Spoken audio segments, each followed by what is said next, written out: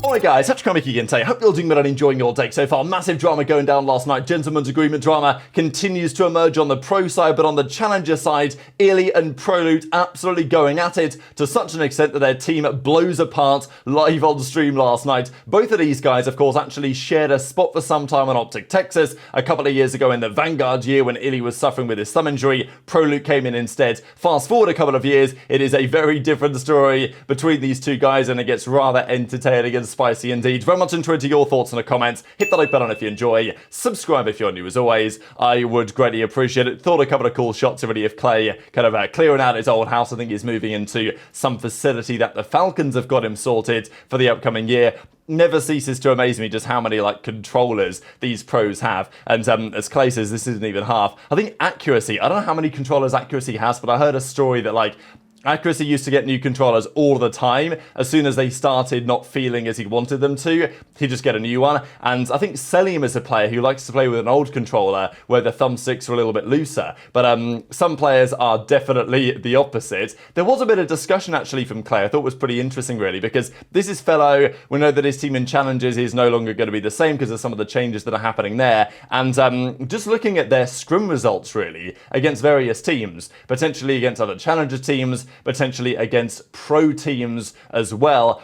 And Fellow and Clay have a bit of a discussion on this really, saying that in challenges, being good in challenges is abysmal, because Clay was there as well. He dropped down to challenges during the Vanguard year, and he says you prove yourself again and again just to get your teammates snatched away, which is, seemingly happening to Fellow here. In Vanguard, we had 8 people go to the league in 4 weeks, he says. So, this can be the difficulty, as Fellow says, rather unfortunate to say the least, Falcons Clayster. All one can do is continue to win. What more can you ask for? I mean, you can ask for a lot more. Your whole team deserves to be picked up. Why break up an incredibly successful team that has obvious chemistry and is obviously league ready, waiting for a GM to actually make a correct move and just drop their whole roster? Whichever GM does this shall make them a lot of coin. So thought that was a pretty interesting approach really, because the funny thing is, Clay, it's not like he's the GM precisely, but, theoretically, Clayster could do this, right, if he wanted to. And if there was one organisation, they're not going to do it, obviously, so it doesn't really merit discussion because they're obviously going to stick with the Saudi thing. But just the fact that Clayster's saying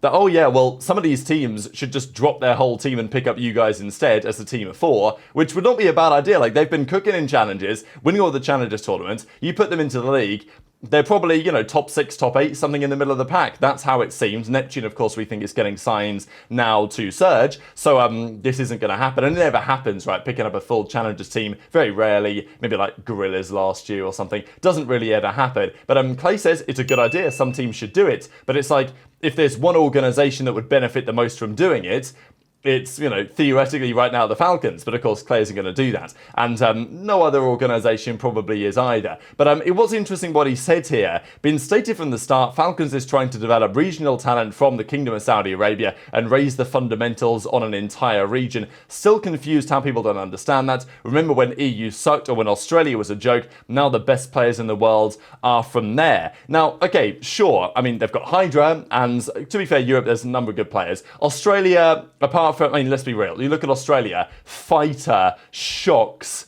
Setsy, and those guys are back in the day. They're still winning all of the APAC Challengers tournaments and collecting the free bag.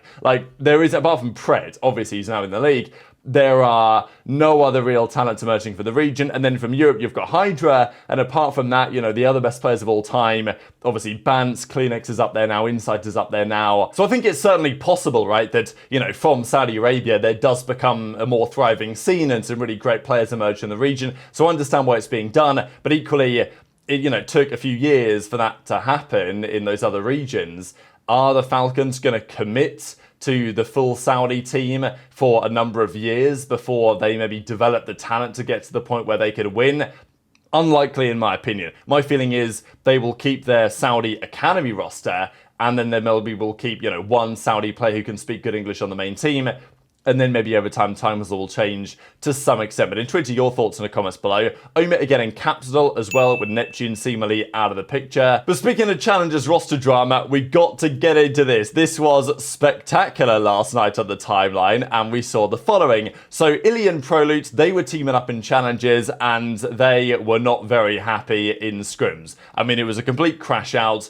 Obviously, there was some context behind this, but I just really wanted to share the clip here because it's just very entertaining. I mean, look, who won the beef?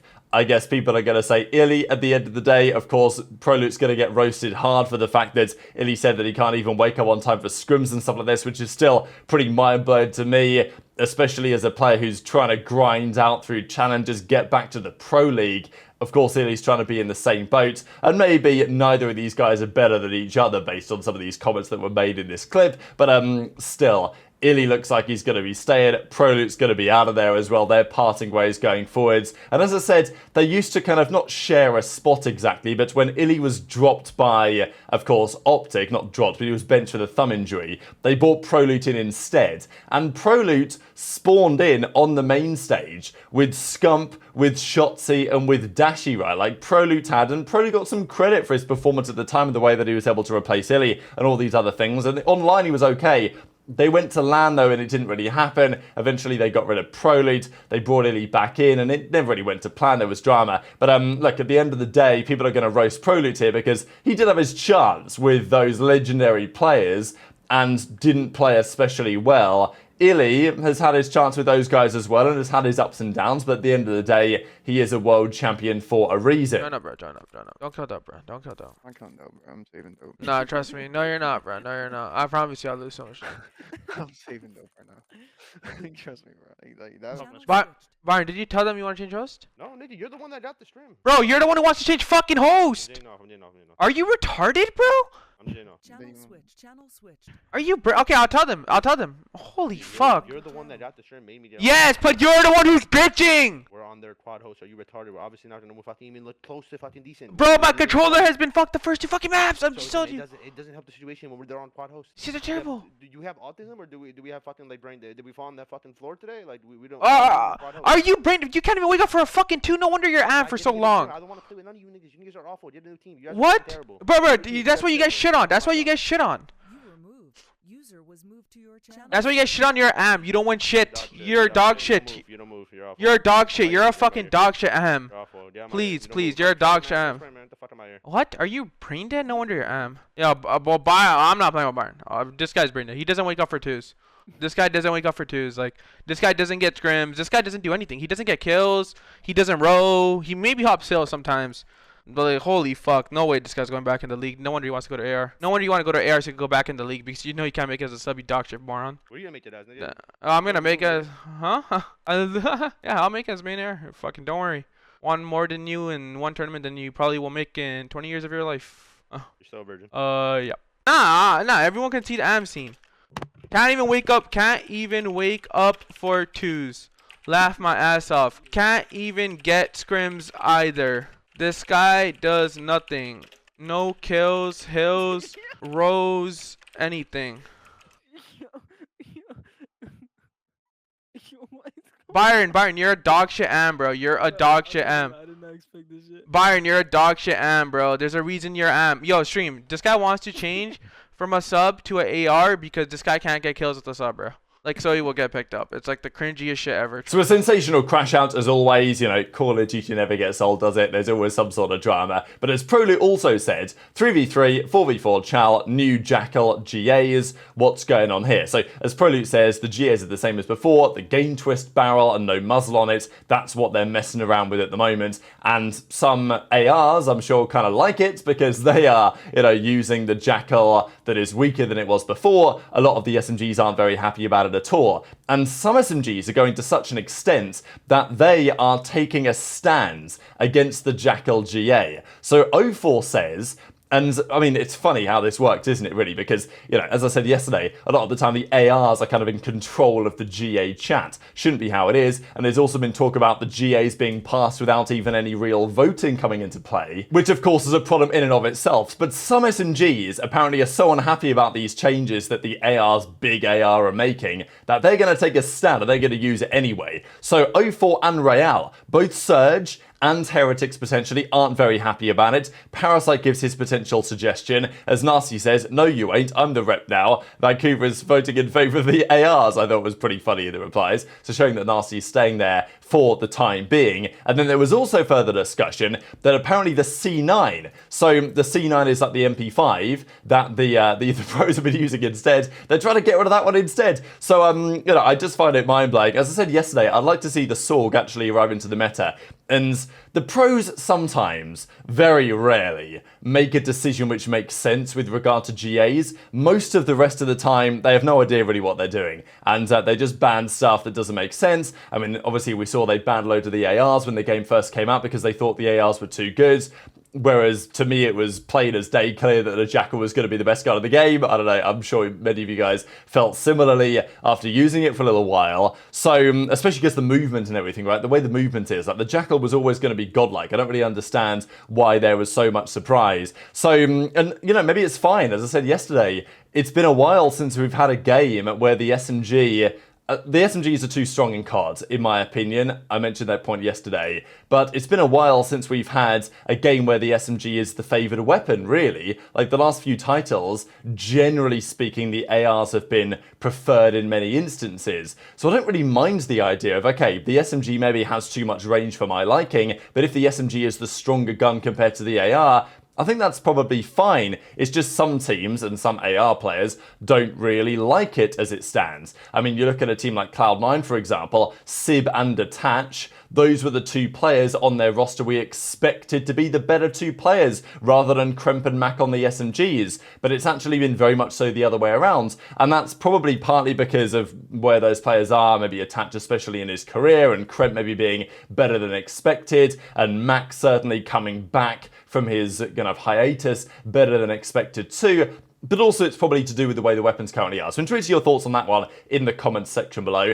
And just one final thing here from, well, Money Hill Stats. Looking at some of the numbers this season, we already have 386 30 bombs in the game and 29 40 bombs. So this is pretty interesting to look at. Some games faster, some games slower. The CDL kill record is still 54 from Cap in Vanguard, and Exon had already dropped 52 this year. So 55 plus is possible this season. And if you look at the numbers here, like, you know, Vanguard had 94 40 bombs. We've already had 29 just one stage in. So this does look like the quickest game of the CDL era, really. And it's likely that these numbers will be broken in the relatively near future. So, yeah, we'll see how that goes. We've got plenty more stages to happen here. Of course, well, the TJ58 at Champs is the highest in, well, at least from, you know, 2018 onwards or whatever. The one that I always mention and PD pointed out in the replies was 62 from Legal here, which I believe is the highest ever that we've seen.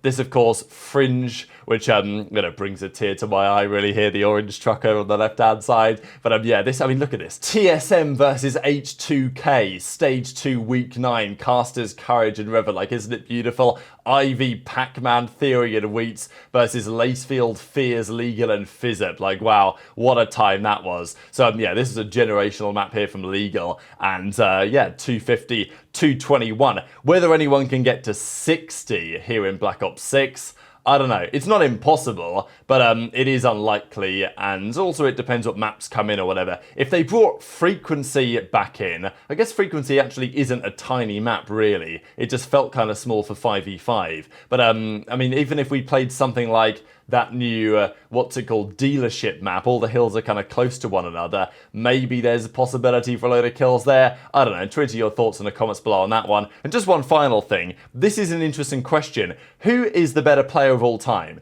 Cellium or Octane? Because they're both 10-time champions, they're both 1-time world champions. Octane has 6 different COD titles for wins, and Cellium has 5, average placing of course better for Cell, finals appearances. It's actually interesting, I think, between the both of these guys, because Cellium, I mean, does he have a higher ceiling? Arguably, right? And has he had more consistent success? Maybe so. Has Octane done it for longer when he was competing? on a more varied array of teams with very much different players over the years, yes, in my opinion, and the longevity for Octane was there, and in terms of pure ceiling and well-roundedness as a player, I actually think I'd take Octane over Cellium just in terms of comms and like leadership and these other things. So I think you can very much argue either way here. To me, as a bit of an old head who watched Octane compete from, 2015 onwards, like, I think I'm going to say Octane, but I can very much see the argument either way on this one. And I just voted in the poll for this, and it's, 52-48. So this is a close fought thing, but very much interested in your thoughts in the comments. Hit the like button if you enjoyed, subscribe if you're new, take care, and I'll see you next time.